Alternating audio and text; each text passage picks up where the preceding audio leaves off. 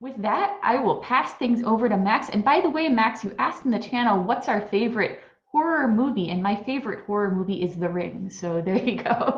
All Oh, right. I will actually have The Ring on my slides. And Oh, I will okay. tell We're you, I both think safe from the my curse favorite now. horror movie, as I share my slides, is a Swedish horror movie, which is called Let the Right One In.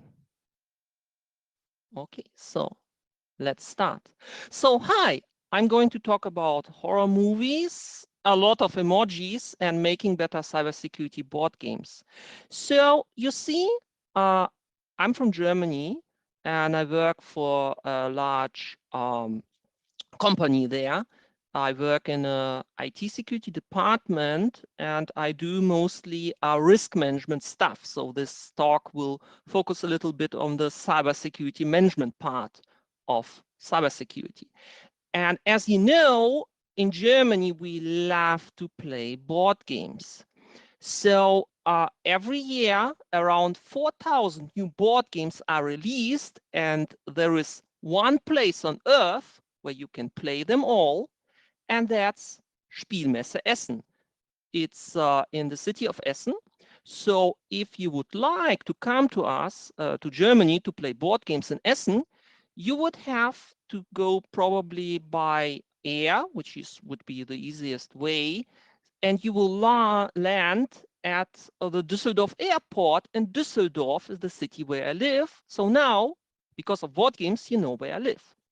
So when I was still studying, I think it's called computer sciences in the US. So when I was still studying computer sciences, my professor asked our students if we wanted to play a cybersecurity board game. It was this one, Control Alt Hack. And at first I was really intrigued by that because I like playing board games. I have a little board game club, and pre-pandemic, I think we played every 2 weeks. And there were interesting international people out there who were new in Düsseldorf. I wanted to get new friends and also play board games. So when so after we played the Control Alt Hack board game, White Hack Hacking for Fun and Profit is the undertitle, I was not so intrigued anymore because objectively, I think this is a horrible cybersecurity board game. So what do I mean by objectively? You see, board games, they have a theme and they have certain mechanics. I will make an example. So Nemesis is a board game about you being Marines and scientists, being on a spaceship, and aliens invade your spaceship and want to eat you alive. So the theme of Nemesis would be horror and sci-fi. And the mechanics could involve maybe chucking dice or playing a card or having your card deck built, so deck building. So one of the mechanics, one of the worst mechanics Control Alt Hack uses is known for the name of Take That. So Take That would involve that I see a fellow player, human, right now trying to win the game. So he's on the winning track, or her is on the winning track. And I will play a card to sabotage his moves or her moves, or maybe making a challenge harder for this person. So Take That is a sort of, competition over 9,000. And I didn't really like that because I think my work in cybersecurity is really different in the way of competition. So the question becomes is, what do I do? Well, you see, I would have an idea, or I will get a project from my stakeholders, and I would start in the dark. I wouldn't know very much about the topic or the project or what is the end product I have to deliver, and I will make a lot of mistakes. I will back myself into a corner. I would do things inefficiently or bad and making a lot of mistakes. But on the way, as I iterate the project, as I iterate the idea and thinking more about it, looking at Google and looking at Twitter and asking people and talking to hundreds of different to different colleagues or to my friends, I will get a better idea what I'm doing to also delivering a good project. So I will give you an example of that. Let's say the board of directors would ask, would see the colonial pipeline hack, right? And would ask, well, there is ransomware out there. We have to do something, but how do the games do it? And what are our current defenses against it? So I would remember what I learned in the university, and as me, you will probably think about some kind of cyber kill chain. So here I show you the Mitre one, cyber attack life cycle, where this is from the perspective of the adversary. So the adversary would start reconning your company, you know, all the other stuff we saw in the topics before mine. They will find a vulnerability, print nightmare or whatever. They would exploit it and then try to control the company and ransomware and so on and so on, right? So this is not, this kind of model is good to talk to your colleagues, but it's not enough to ask to answer questions for a board of directives. So I would go again searching for what is the new model or what is a better model we can work. And it would be, for example, the Mitre attack matrix, which you see we had, the previous one was this kind of straightforward life cycle, right? And here you have more options and the attackers could, you know, go in another direction and maybe look more into persistence than the execution or the initial access.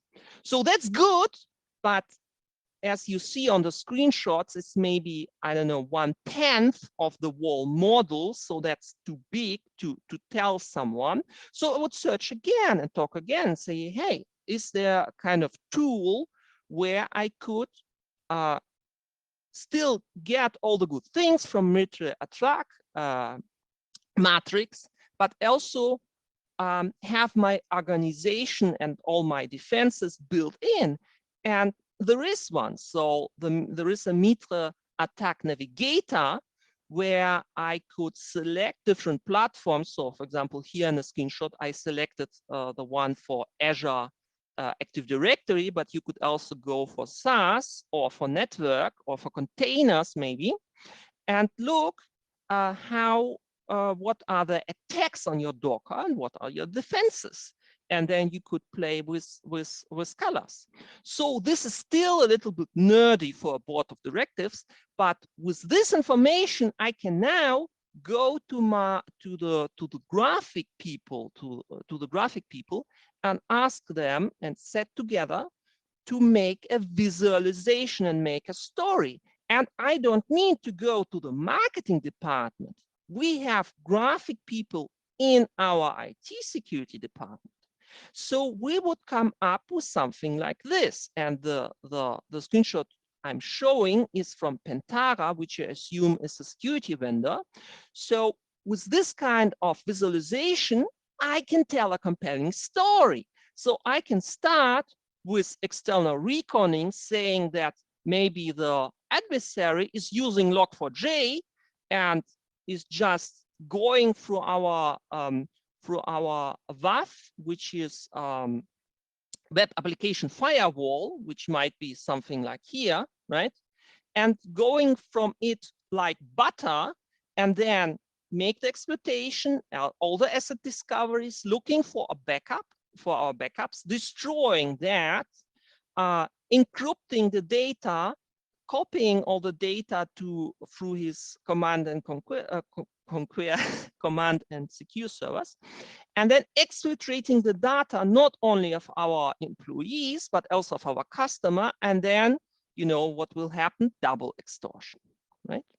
So this is the kind of information we seek.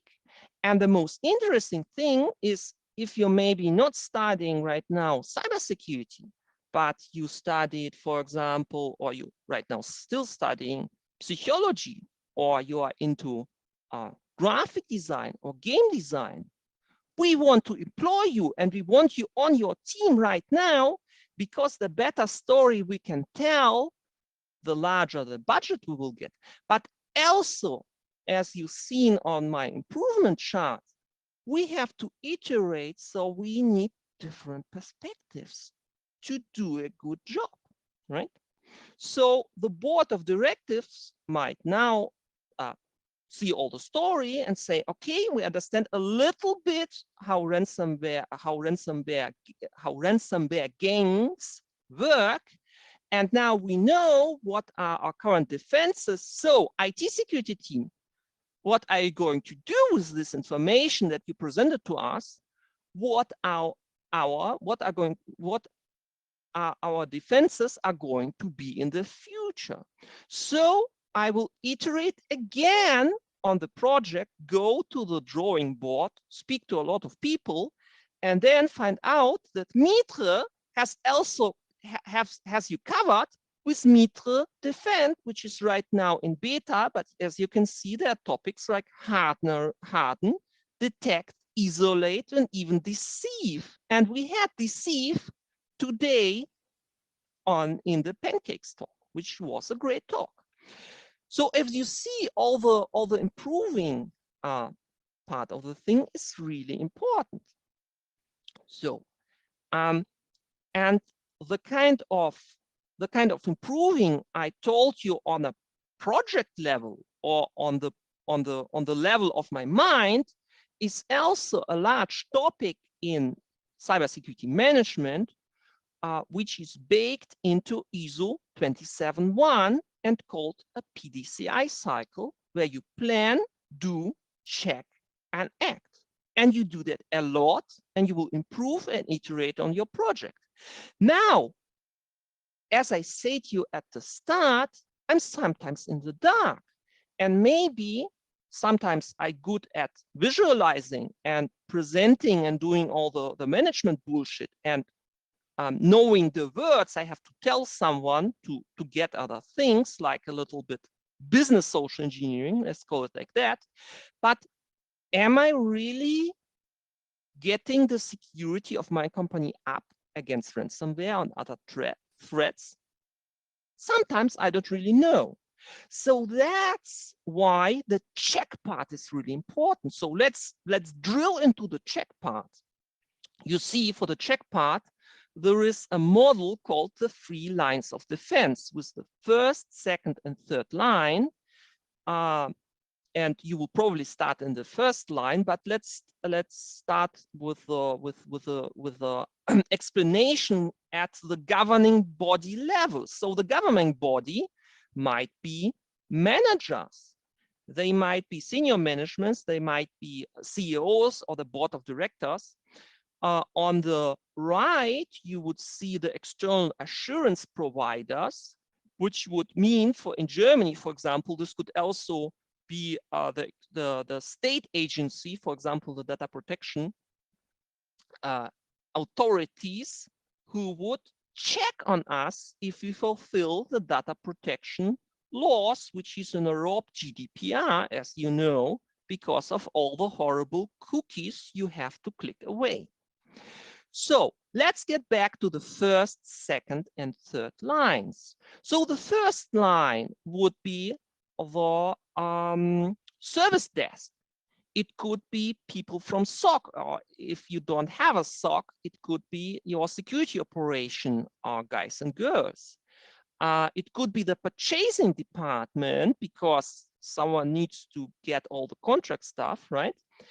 But also, and the most important role, are the cyber witches who administer your Linux servers, right? So this would be the people in the first line.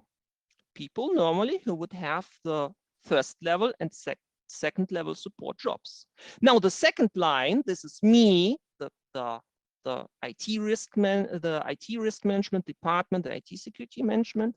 It would be the lawyers from corporate, from compliance, the compliance department, and it would be the team from the data protection officer, who is a really important part of any organization in Germany.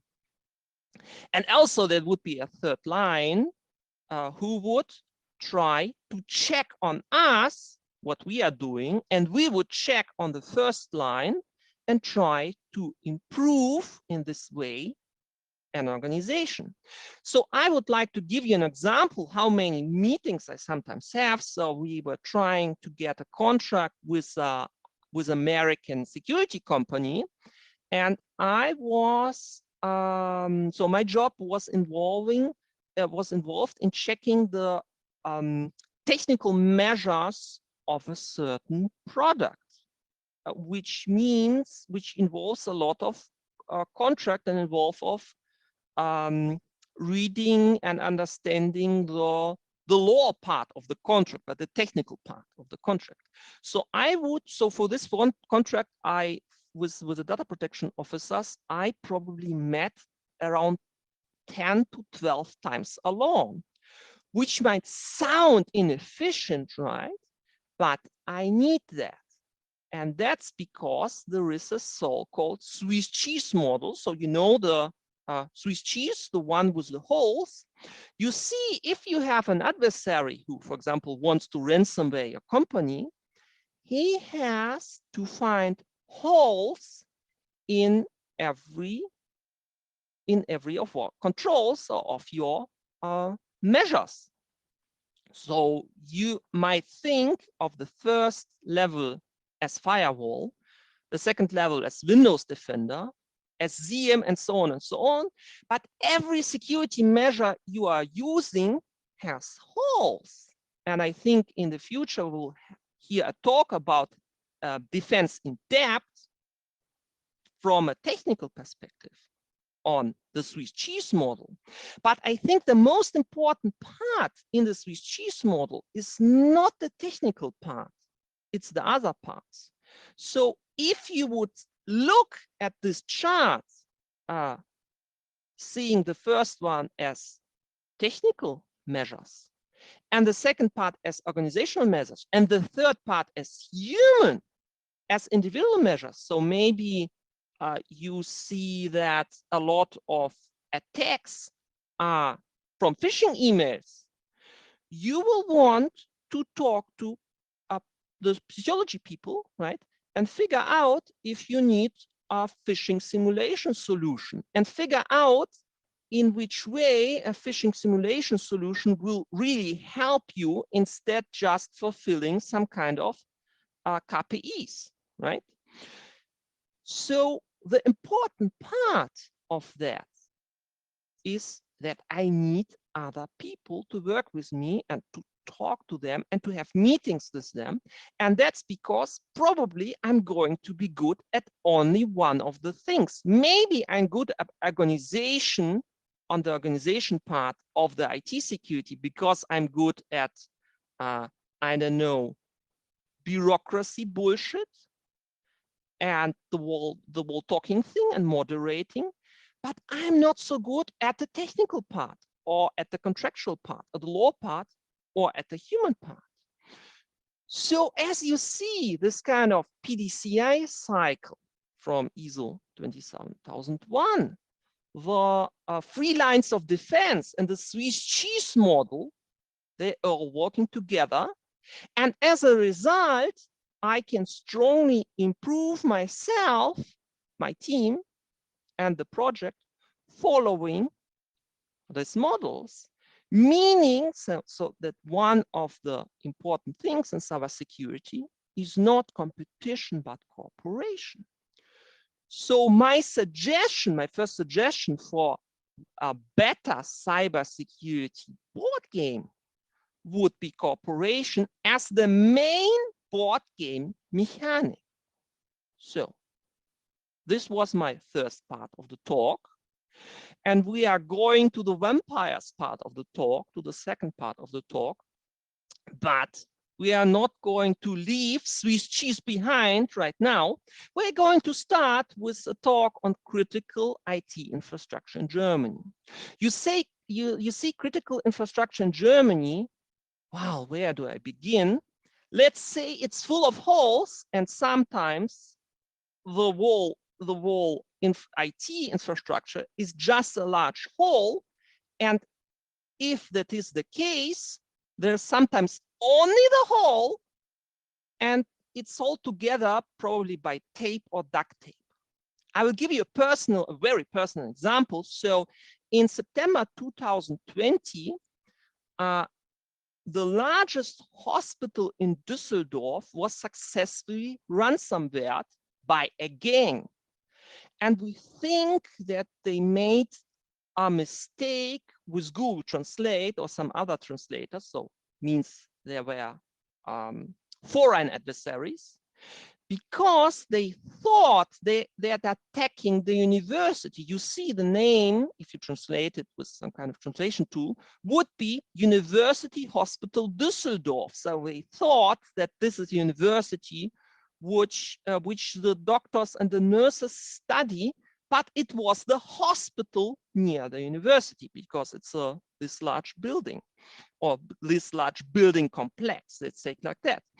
So when the gang saw their mistake, they talked with the German police and gave the German police the decryption keys for their ransomware. But it was already too late. So the hospital had to rebuild large parts of its IT infrastructure. And you see, if your IT is ransomware, if your IT is down, you neither have an IT and you neither have a hospital, which is horrible, because it was September 2020. We had COVID, and I mean, we still have Omicron in Germany, right? But at that time, me and most of my family members were not fully vaccinated. So I think it was the first time in years that I really felt horrified because of that.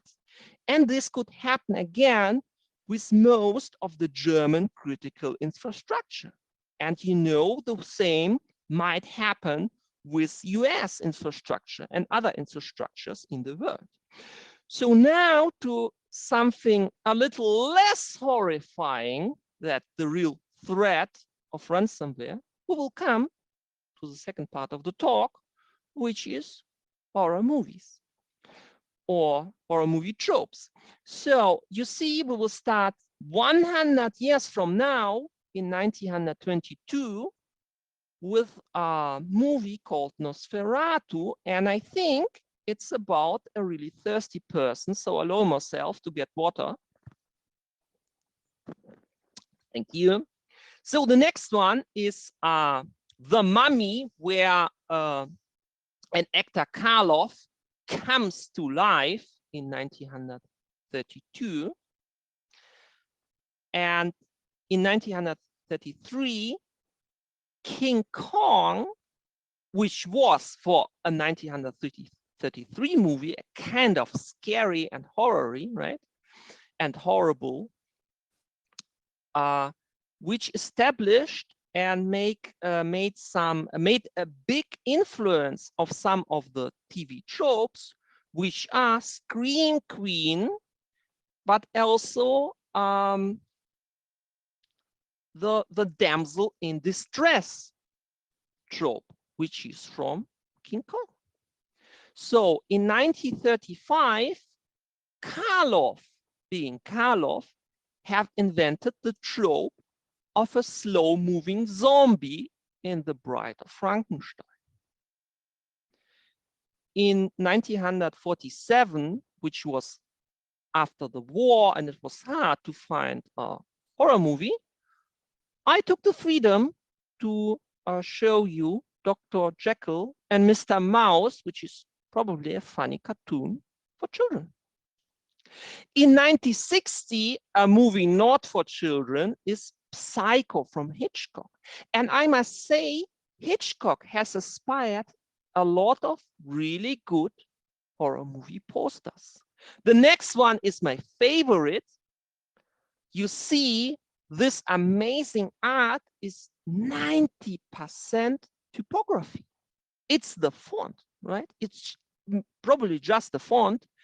And it's called ptaki, which I assume is Polish for the birds. I mean, this is amazing art, right? You don't need to see the movie to have fear from this poster. I'm really amazed at that. So the next one from 1968 was a controversy in the USA because the hero was also a black man in Night of the Living Dead. And I have to tell you a little joke or a little anecdote, because this movie was the hardest one to get a PG-13 poster. I think I looked through 40 different posters from Night of the Living Dead, and I think this was the only PG-14-ish one. And I think it's amazing, and also have the hero of the story. So in 1974, we have Blood for Dracula, and I especially took the Japanese poster because it has a lot of Japanese culture backed in.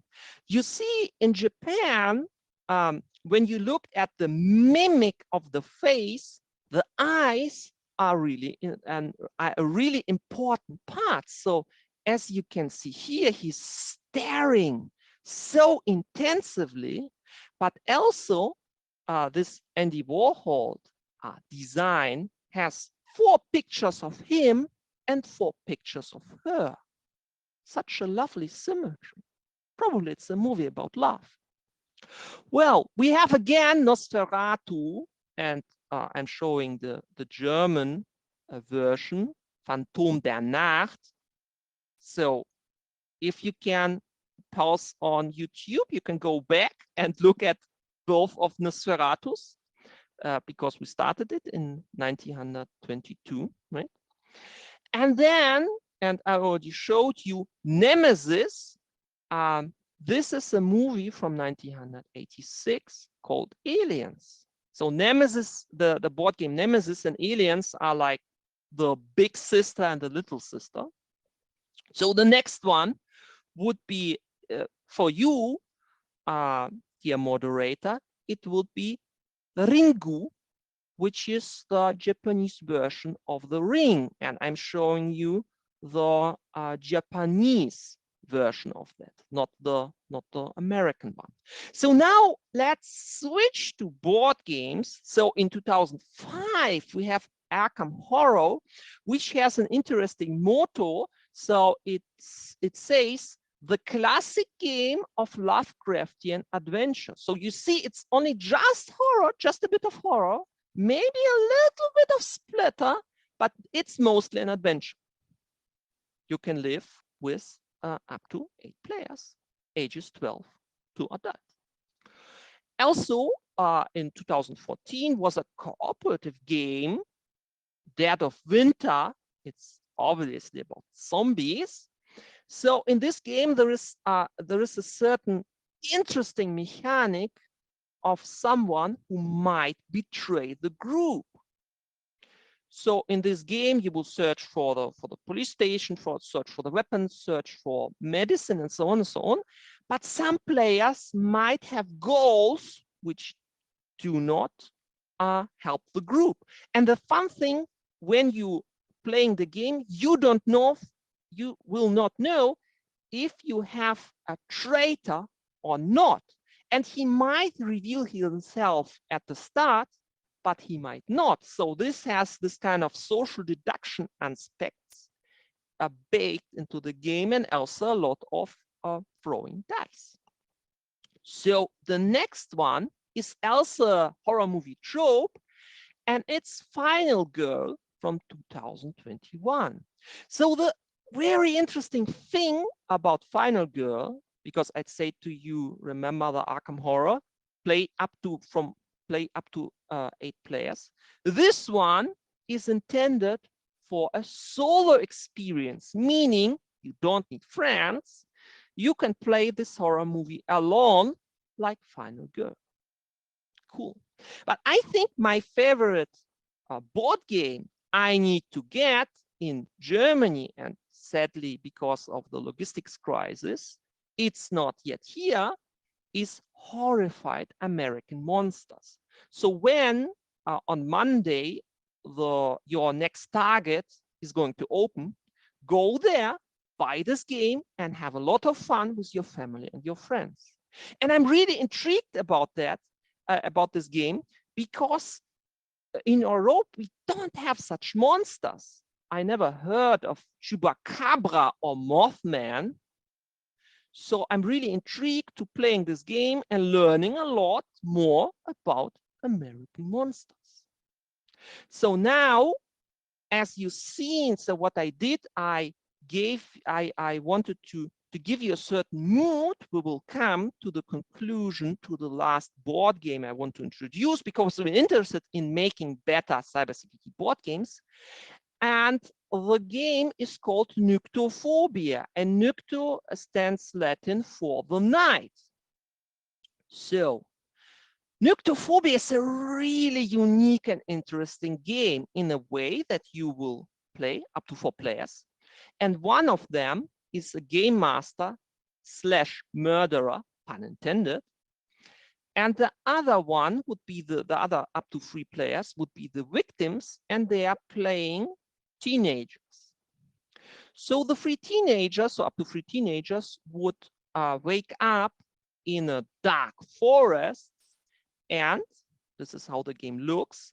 They would have to find an abandoned police car to get to the radio and to call the police for help. That's their goal, and they have to cooperate with each other, finding the car somewhere on this little board. And the murderer is obviously trying to butcher some of the players, and if he succeeds, he will win the game. Now, on the outside, this game might look a little boring and colorless, but on the inside, it's beautiful and functional, because as the victims, you will not see the board, you have to feel the board. And that's because you're playing blind. You know, you will have this kind of sunglasses, and you will not see anything. So the game master, which is also a murderer, will try to help you feel the board. And you will start somewhere, and you will feel the board, and you will tell your other players that you're thinking that feeling this kind of board, you think that you are in the south direction on the board, and you see this feels like a dead end. So you now think about going to the north or going to the east part, right? And then other players would suggest to you what to do. So I find that really intriguing and interesting. And that's because this is a perfect metaphor for cybersecurity. You see, in cybersecurity, you have an adversary. Maybe it's someone from China. You don't know, and you don't care, because the gang, or the ransomware gang, is not going to kill you personally, but it's going to have a huge attack on the reputation of your company. It's going to copy and ransomware your customers' data and the data of your colleagues and of all the other employees. And on the other hand, you have tools like ZM, which are probably a needle on a haystack situation. So you're kind of looming in the dark, trying to defend against someone you don't know. Right? So I think this can be turned easily, easily on a conceptual level, into a cybersecurity board game. And bonus parts of this game are 3D printed, meaning that you could modify it with a little 3D print skills. So I think in the next 5 years, I need to learn how to 3D print my own game called probably, I don't know, maybe something like ransom phobia or something like that. So making a conclusion, my suggestion would be, the second suggestion would be for making a better cybersecurity board game to include being in the dark as a board game mechanic, starting with nyctophobia. So thank you for being here, hearing my talk. And now I await pancakes and questions. Yes, so the first question I see in chat is they're wondering, you mentioned that there's a graphic designer in your cybersecurity team or in cybersecurity teams in general, and they're very curious about what that person does and what their role is. Yeah, so we have two, so we are a team of around 10 to 11 people, and we have working students. So one of our working students learned web design and graphic design for 15 years, and then he wanted to switch places. So he switched from more of the marketing and graphic design position right now to IT security and to computer sciences. So what he does is, you see, we have to make a lot of guidelines for certain things. The guidelines, for example, for business continuity management, which is a wall of text. And I mean, it's easy to make some kind of icons to tell how things would go if horrible things happen in your company, and then we'll have to do business continuity management. But what he does is reading through all the documents and trying to visualize the document into a one-pager. And that's an important task, because most of the people are not going to read your document, right? They want to understand the whole thing in under 5 minutes. So, Perfect. next question. Let's see if anybody else has questions. Does anybody else have a question for Max? I can also. They're just talking about they're talking about their favorite board games and their favorite horror movies right now. I think in chat I already asked someone about his favorite tabletop game, which is near board games, right? And I think people maybe remember Dungeons and Dragons and they time at that, right? And maybe remember some Dungeons and Dragons games used in a certain really cool series of an American horror, if you know the series. I mean, with the kind of Esper girl playing in old US. And I see some shout outs for Betrayal at the House on the Hill. Yes, and yes, that's a good one. I see shout outs for Zombicide. Yeah, Zombicide. Yeah, I like that. Oh gosh. Yeah, they're all debating about the genre of aliens too. They're all debating about the genres of Alien and Aliens, and in my opinion, they're both, the two movies are different genres, but that you might disagree there. Yeah, well, you see, this is a cultural thing, because in other cultures, maybe horrible things are, received differently, right? Maybe for a German person, having no toilet paper is crazy thing. So you might make a horror movie about that.